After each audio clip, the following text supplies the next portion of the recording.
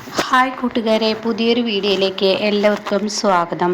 അങ്ങനെ സുശീല പറയാണ്, ഇനി അലക്ക് കല്ലിലിട്ട് അലക്കാൻ പറ്റത്തില്ല, ഇത് എൻ്റെ വീടിൻ്റെ അലക്ക് കല്ലാണെന്നൊക്കെ പറയൂ കേട്ടോ. അപ്പോൾ ആ സമയം ആരുടെ വീടിൻ്റെ ആണെങ്കിലും ഞാൻ ചെയ്യേണ്ടത് ഞാൻ ചെയ്യും, അത് നിഷേധിക്കാൻ ആർക്കും തന്നെ കഴിയില്ല എന്നിങ്ങനെ പറഞ്ഞിട്ട് അനുപമ അലക്കി തുടങ്ങാൻ കേട്ടോ.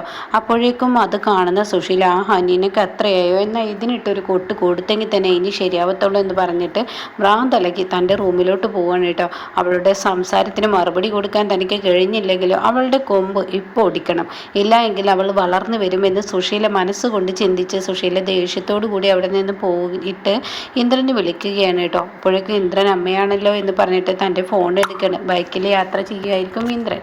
അങ്ങനെ ഈ സമയം ഇന്ദ്രൻ എന്താ അമ്മ വിളിച്ചത് എന്ന് ചോദിക്കുമ്പോൾ, എടാ നിൻ്റെ ഭാര്യ ഇവിടെ വീഴ്പലക്കുന്ന ജോലിയാണോ നിൻ്റെ ഭാര്യയ്ക്ക്? അതെന്താ അമ്മ അങ്ങനെ പറഞ്ഞത്? അങ്ങനെ അനു ചെയ്യുന്നില്ലല്ലോ അവിടെ. അല്ല, ഇവിടെ ആ പിച്ചക്കാരൻ്റെ ഡ്രസ്സൊക്കെയാണ് അവൾ അലക്കി കൊണ്ടിരിക്കുന്നത്. എവിടേക്കോ കറങ്ങി തിരിഞ്ഞു വന്ന ആ പിച്ചക്കാരൻ്റെ ഡ്രസ്സ് എന്തിനാണ് അവൾ അലക്കുന്നത്? അവൾക്ക് വീഴ്പഴക്കുന്ന ജോലിയാണ് ഉള്ളതെന്ന് തോന്നുന്നു. അപ്പം ഇത് കേട്ട ഉടൻ തന്നെ, എടാ നീ ഒരു കാര്യം ചിന്തിക്കണം, നിൻ്റെ കുഞ്ഞിനെ കുറിച്ച് ചിന്തിക്കണം. ആ ഭിക്ഷക്കാരൻ്റെ ഡ്രസ്സൊക്കെ അലക്കിയിട്ട് നിൻ്റെ ഭാര്യ നിൻ്റെ കുഞ്ഞിന് നിനക്കൊക്കെ ഭക്ഷണം ഉണ്ടാക്കുമ്പോൾ അത് പ്രശ്നമല്ലേ അമ്മേ? അങ്ങനെയെങ്കിൽ അമ്മ ഒരു പണി ചെയ്തേക്ക്, അനുവിനെ കൊണ്ട് അലക്കി വന്ന അനു അല്ലല്ലോ അലക്കുന്നത്, വാഷിംഗ് മെഷീനിലല്ലേ. എൻ്റെ വീട്ടിലെ വാഷിംഗ് മെഷീനൊന്നും ഞാൻ അലക്കാൻ കൊടുക്കില്ല, അവൾ കല്ലിലിട്ട് അലക്കുക എന്ന് പറയുമ്പോൾ, എന്നാൽ അമ്മ ഒരു പണി ചെയ്തേക്ക്, അമ്മ ഒരു കാര്യം ചെയ്യേ, ആ ഡ്രസ്സ് അലക്കി വന്ന അനുവിനോട് എന്തെങ്കിലും ഉണ്ടാക്കിക്കുകയാണെങ്കിൽ അമ്മ പോയിട്ട് അവളോട് കുളിച്ചിട്ട് വരാൻ പറ എന്ന് പറയട്ടോ. ഇതേ സമയം സുശീല പറയണേ, ഞാനെന്തെങ്കിലും പറഞ്ഞാലേ നിങ്ങൾക്ക് എല്ലാവർക്കും തെറ്റാണ്, നിൻ്റെ കുഞ്ഞിനാണ് അവൾ ഭക്ഷണം കൊടുക്കുന്നത്. ഇങ്ങനെ കറങ്ങി തിരിഞ്ഞു വന്ന ആ ഭിക്ഷക്കാരൻ്റെ ഡ്രസ്സ് അലക്കുന്ന വീഴ്പ്പ് ജോലി നിൻ്റെ ഭാര്യ എന്തിനാണ് ചെയ്യുന്നത്? അതിനൊക്കെ ഒതുക്കേണ്ടടുത്ത് ഒതുക്കണമെന്ന് പറയുമ്പോൾ ഇതങ്ങ് അത്ര വല്ലാതെ സുഖിക്കില്ല കേട്ടോ ഈ പറയുന്ന ഇന്ദ്രന്. ഇതേ സമയം അനുഭവം ഡ്രസ്സൊക്കെ അലക്കി അയലിൽ വിരിച്ചും കൊണ്ടിരിക്കുകയാണ്. ആ സമയം നിനക്ക് ബുദ്ധിമുട്ടായില്ലേ എന്ന് ശേഖരൻ ചോദിക്കുകയാണ്. ഞാൻ കാരണം നിനക്ക് അലക്കേണ്ടി വന്നില്ലേ, ഇതൊക്കെ ഒരു ബുദ്ധിമുട്ടാണോ? അങ്ങനെയൊക്കെയല്ലേ സഹായം ചെയ്യേണ്ടത് എന്ന് പറഞ്ഞിട്ട്, എല്ലാം മോളെ നീ അവിടെ വെച്ചോളൂ, ബാക്കി ഞാൻ വിരിച്ചോളാം. അത് വേണ്ട അച്ഛൻ, ഞാൻ ചെയ്തോളാം എന്ന് പറഞ്ഞ് വിരിച്ചും കൊണ്ടിരിക്കുമ്പോൾ ഇന്ദ്രൻ അങ്ങോട്ടേക്ക് വരുന്നു. ഇന്ദ്രനെ കാണുമ്പോൾ തന്നെ ഇന്ദ്രൻ ഇഞ്ചി കടിച്ചതുപോലെയാണ് കേട്ടോ വരുന്നത്. ഇന്ദ്രൻ്റെ മുഖത്തുള്ള ആ കയറ്റം അത് ശേഖരന് മനസ്സിലായി. അങ്ങനെ അനുപമയാണെങ്കിൽ, ഇന്ദ്രേട്ടൻ വന്നോ, എന്താ ഇന്ന് ഇത്ര നേരത്തെ? അതെന്താ എനിക്ക് നേരത്തെ വരാൻ പാടില്ലെന്നുണ്ടോ? അങ്ങനെയല്ല ഇന്ദ്രേട്ട ഞാൻ ചോദിച്ചത്. അപ്പോഴെന്നെ അനുപമക്ക് ചോദിച്ചതിനുള്ള ഉരുളക്കുള്ള ഉപ്പേരി എന്ന് പറയുന്നത് പോലെ കണക്കിനങ്ങ് കൊടുക്കുന്നു കേട്ടോ. അപ്പോൾ ഇത് കേൾക്കുമ്പോൾ അത്ര വലിയ ഇഷ്ടപ്പെടുന്നില്ല ഈ പറയുന്ന അനുപമയ്ക്ക്. ഇതേ സമയം ഇന്ദ്രനോട്, ഇന്ദ്രേട്ടൻ അങ്ങ് അകത്തോട്ട് കയറി ചെല്ല്, എന്തായാലും ഇന്ദ്രേട്ടന് ഭക്ഷണം വിളമ്പിത്തരാം. ഇന്ദ്രേട്ടൻ അവിടെ ചെല്ലുമ്പോഴേക്കും, അപ്പം ഇന്ന് ഭക്ഷണം ഉണ്ടാക്കിയിട്ടില്ല? ഉണ്ടാക്കിയിട്ടുണ്ട്, അതൊക്കെ എൻ്റെ കഴിഞ്ഞിട്ടുണ്ട്. ഇന്ദ്രേട്ടൻ അവിടെ ചെന്നിരിക്കുമ്പോഴത്തേക്കും ഞാൻ ഭക്ഷണം റെഡിയാക്കി തരാം എന്നൊക്കെ പറയുന്നു കേട്ടോ. നിനക്ക് ഞാൻ വെച്ചിട്ടുണ്ട് എന്ന ഭാവത്തിൽ ഇന്ദ്രൻ ഒന്നും ഇല്ലാതെ അവിടെ നിന്ന് പോകുമ്പോൾ ശേഖരന് മനസ്സിലായി. അപ്പോൾ ശേഖരൻ അനുപമയോട് പറയാണ്, ഇനി ഇതിൻ്റെ പേരിൽ പ്രശ്നം തുടങ്ങുകയാണെങ്കിൽ ഇതെല്ലാം ഞാൻ നിന്നോട് വേണ്ടെന്ന് പറഞ്ഞത്, എന്തിനാ നീ വേണ്ടാത്തതിന് നിന്നത്? നീ വേണ്ടായിരുന്നു, നിനക്ക് വെറുതെ പ്രശ്നങ്ങൾ ഉണ്ടാക്കണ്ടായിരുന്നു.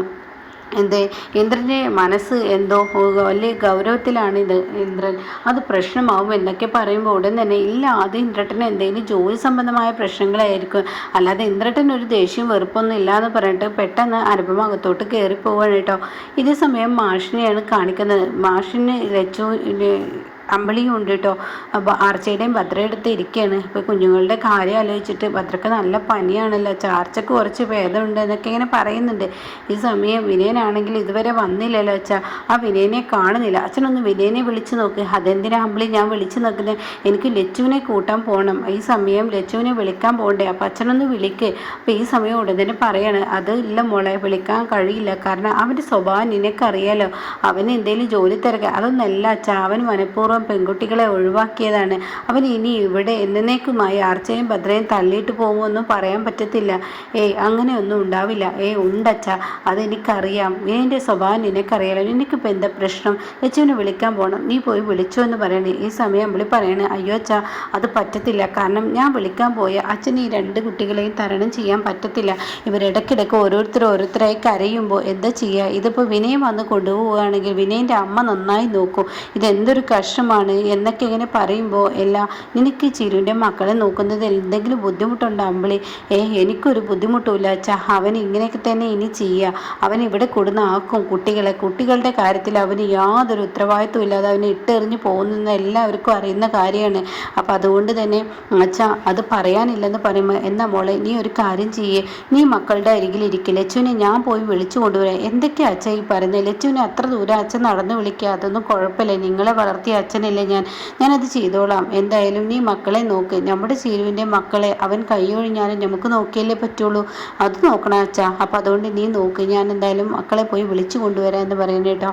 ഇതേ സമയം കാണിക്കുന്ന ഇന്ദ്രൻ്റെ ഭക്ഷണം വിളമ്പ അനുപമ ഓടിയെത്തിയിരിക്കുകയാണ്. ഭക്ഷണം എടുത്തപാടെ അനുപമയോട് ഇന്ദ്രൻ പറയണേ, നീ അത് തൊടണ്ട എന്ന് പറയണേ. അത് കേട്ടോടെ തന്നെ അതെന്താ ഇന്ദ്രട്ട അങ്ങനെ പറയുന്നത്? അപ്പോഴേക്കും സുശീല ഇറങ്ങി വരികയാണ്.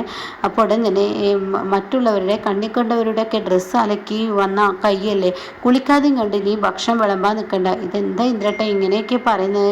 ഇങ്ങനെയൊന്നും ഒരിക്കലും പറയാൻ പാടില്ല. അപ്പോഴേക്കും സുശീല അവിടെ കയറി വന്നിട്ട് പിന്നെ ഉടൻ തന്നെ ഇന്ദ്രൻ എണീറ്റ് പോകുമ്പോൾ, ഇന്ദ്രൻ നീ എണീറ്റ് പോകണ്ട, ഞാൻ വിളമ്പി തരാൻ നിനക്കെന്ന് പറയണേ. അങ്ങനെ ഇന്ദ്രന് സുശീല വിളമ്പി കൊടുക്കുകയാണ്. അങ്ങനെ ഇന്ദ്രന് വലിയ സന്തോഷമാകുമ്പോൾ അനുപമ കാത്തു കിടക്കുകയാണ് കേട്ടോ. റൂമിൽ കയറി തനിക്ക് താങ്ങാൻ കഴിയുന്നില്ല. കണ്ണി കണ്ടവരുടെ വീഴ്പ്പലക്കി എന്നൊക്കെ പറയുന്നത് ഒട്ടും ശരിയല്ലല്ലോ. ഇതുപോലത്തെ മക്കൾ തന്നെ ഉണ്ടായതെന്ന് ചിന്തിക്കാൻ കഴിവില്ലാത്ത അമ്മയും മക്കളും എന്ന് അനുപമ ചിന്തിച്ചു പോകുന്നു കേട്ടോ. എന്നാൽ ഈ സമയം തൻ്റെ സങ്കടം മനസ്സിന് സഹിക്കാനാവാതെ അനുപമ ഇങ്ങനെ മനസ്സിലിങ്ങനെ പേറി നിൽക്കുകയാണ്. സുശീലയുടെ മന്ത്രത്തിൽ വീണ്ടും വീഴുന്നു എന്നുള്ള പേടി അനുപമയുടെ ഉള്ളിൽ വരികയാണ് കേട്ടോ. പിന്നീട് കാണിക്കുന്നത് ഇന്ദ്രൻ ഉറങ്ങുന്ന സീനാണ്. ഈ ഉറങ്ങുന്ന സമയത്ത് പെട്ടെന്ന് അനുപമ കുളി കഴിഞ്ഞ് വന്ന് തൻ്റെ തലയൊക്കെ തോർത്തുമ്പോൾ പെട്ടെന്നൊരു സാധനം താഴോട്ട് വീഴുകയാണ്. അപ്പോഴേക്കും ഇന്ദ്രൻ ഞെട്ടി ഉണരുകയാണ്. ഇതേസമയം അനുപമ ഒന്നും തന്നെ മിണ്ടില്ല. അപ്പോൾ ഇന്ദ്രൻ സമയം നോക്കുമ്പോൾ, അയ്യോ എത്ര സമയമായി ഈശ്വര, കടയിലോട്ട് പോകേണ്ട സമയം കഴിഞ്ഞില്ല, ഞാനാണെങ്കിലും ഒന്ന് ഉറങ്ങിപ്പോയി എന്ന് പറയുന്നുണ്ട്. ഇതേസമയം അനുപമയോടൊന്നും പറയാതെ ഇന്ദ്രൻ പോകാൻ നിൽക്കുമ്പോൾ അനുപമ വിളിക്കുകയാണ്, ഇന്ദ്രേട്ടൻ ഒന്ന് അവിടെ നിന്നേ. അതെന്താടോ? അതെ ഇന്ദ്രേട്ടൻ ഒരു കാര്യം പറയാനുണ്ട്. എന്താ, നമ്മുടെ വിച്ചുവിനെ എടുക്കേണ്ട സമയമായി, ഒത്തിരി ലേറ്റായി. എനിക്ക് നടന്നു പോയാൽ അവിടെ എത്തില്ല ഇനി. അതുകൊണ്ട് ബൈക്കിലൊന്ന് അതുവരെ ആക്കിത്തരാൻ പറ്റുമോ? കുഞ്ഞിനെ ഞാൻ തിരിച്ച് വിളിച്ച് കൊണ്ടുവന്നോളാം. അത് കേട്ടോടെ തന്നെ ഇന്ദ്രൻ പറയണേ, കേടോ ഞാൻ അപ്പോഴത്തെ ദേഷ്യത്തിൽ എന്തൊക്കെയോ പറഞ്ഞു എന്നുള്ളൂ. കുഞ്ഞിനെ ഞാൻ പോയി കൊണ്ടുവന്നോളാം. ഇന്ദ്രേട്ടന് തിരക്കില്ലേ? ഇല്ല എനിക്ക് തിരക്കൊന്നുമില്ല. നീ ആ സമയം ഭക്ഷണം കഴിച്ചില്ല, അതെന്നെ വല്ലാതെ വേദനിപ്പിച്ചു. ഞാൻ അപ്പോൾ എന്തൊക്കെയോ നിന്നോട് പറഞ്ഞു. നീ എന്തായാലും കുഞ്ഞിനെ വിളിക്കാനൊന്നും പോകണ്ട, ഭക്ഷണം ഞാൻ പോയി വാങ്ങിച്ചോളാം. ഭക്ഷണം നീ കഴിച്ചോ, കുഞ്ഞിനെ ഞാൻ പോയി വിളിച്ചോളാം എന്ന് പറയുകയാണ് കേട്ടോ. അങ്ങനെ ഞാൻ അപ്പോഴത്തെ ദേഷ്യത്തെ പറഞ്ഞതാണ്, സോറി എന്നൊക്കെ പറഞ്ഞ് മാപ്പൊക്കെ പറഞ്ഞ് സമാധാനിപ്പിച്ച് അവിടെ നിന്നും അങ്ങ് പോവുകയാണ് കേട്ടോ ഈ പറയുന്ന ഇന്ദ്രൻ. ഇതിനുശേഷം കാണിക്കുന്നത് മാഷ് രണ്ട് മക്കളുടെയും കൈ പിടിച്ച് നടന്നു വരുന്ന വിച്ചുട്ടൻ പറയാണ്, അതെ എൻ്റെ അച്ചച്ചൻ എൻ്റെ വീട്ടിലോട്ട് വരുമോ, അപ്പൂപ്പൻ വരുമോ എന്നൊക്കെ ചോദിക്കുകയാണ്. നിൻ്റെ വീട്ടിലൊക്കെയാണ്. അപ്പോൾ ലച്ചു പറയാണ്, അപ്പൂപ്പൻ അപ്പോൾ എൻ്റെ വീട്ടിലോട്ട് വരില്ലേ? അവിടോട്ടും വരുമെന്ന് പറയുന്നു കേട്ടോ. അങ്ങനെ വിച്ചുട്ടനെ ആക്കിയതിന് ശേഷം ലച്ചു നമുക്ക് നമ്മുടെ വീട്ടിലോട്ട് പോവാം, അവിടെ നമുക്ക് കളിക്കാൻ രണ്ടാളുകൾ വന്നിട്ടുണ്ട്, ആർച്ചയും ഭദ്രയൊക്കെ ഉണ്ടെന്നൊക്കെ ഇങ്ങനെ പറഞ്ഞു വരുമ്പോഴാണ് കേട്ടോ ഇന്ദ്രൻ വരുന്നത്. ഇന്ദ്രനെ കണ്ടോടെ തന്നെ ലച്ചുട്ടൻ നിൻ്റെ അച്ഛൻ വരുന്നെന്ന് പറയണേ. അങ്ങനെ അച്ഛനെ കണ്ടോടുന്നല്ലേ വിച്ചുട്ടനാണെങ്കിൽ ചാടിക്കളിക്കുകയൊക്കെയാണ്. അച്ഛൻ വന്നേ എന്ന് പറയണേ. അച്ഛാ നമുക്ക് ലച്ചുവിൻ്റെ വീട്ടിലോട്ട് പോയാലോ? എൻ്റെ മോന് ലച്ചുവിൻ്റെ വീട്ടിലോട്ട് പോകണോ? എന്നാൽ പിന്നീടാവാം, ഇന്നിപ്പോൾ വേണ്ട കേട്ടോ, നമുക്ക് അമ്മയും കൂട്ടി പിന്നെ പോവാം, നിൻ്റെ അമ്മ അവിടെ കാത്തിരിക്കുന്നുണ്ട്.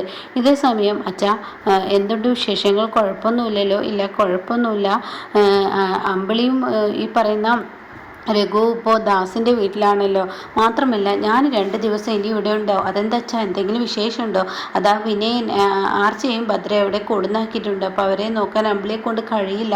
ലച്ചുവിനെ ഞാൻ നോക്കിക്കഴിഞ്ഞാൽ ആർച്ചയും ഭദ്രയും അമ്പിളി നോക്കിക്കോളും. അപ്പോൾ അതുകൊണ്ട് അവരെ ഞാൻ നോക്കാൻ വേണ്ടി നിൽക്കുകയാണ് എന്ന് പറയാൻ 2 ദിവസം കഴിഞ്ഞാൽ ഞാൻ പോവും. എന്നാൽ അച്ഛാ ലച്ചുവിനെ ഞാൻ വീട്ടിലോട്ട് കൊണ്ടുപോയിക്കോട്ടെ. അതിന് അങ്ങോട്ട് കൊണ്ടുപോകുന്നു, അവിടുത്തെ സാഹചര്യം ഇപ്പോൾ തീരെ ശരിയല്ലല്ലോ, എന്തിനാ ഇപ്പോൾ അങ്ങോട്ടേക്ക് കൊണ്ടുപോകുന്നു എന്ന് പറയുമ്പോൾ ഇന്ദ്രൻ ഇങ്ങനെ എന്തോ പറയാൻ ഒരുങ്ങുന്നുണ്ട് കേട്ടോ. ഇങ്ങനെയൊക്കെയുള്ളൊരു എപ്പിസോഡാണ് ഇപ്പോൾ ലാസ്റ്റ് വന്നിരിക്കുന്നത്.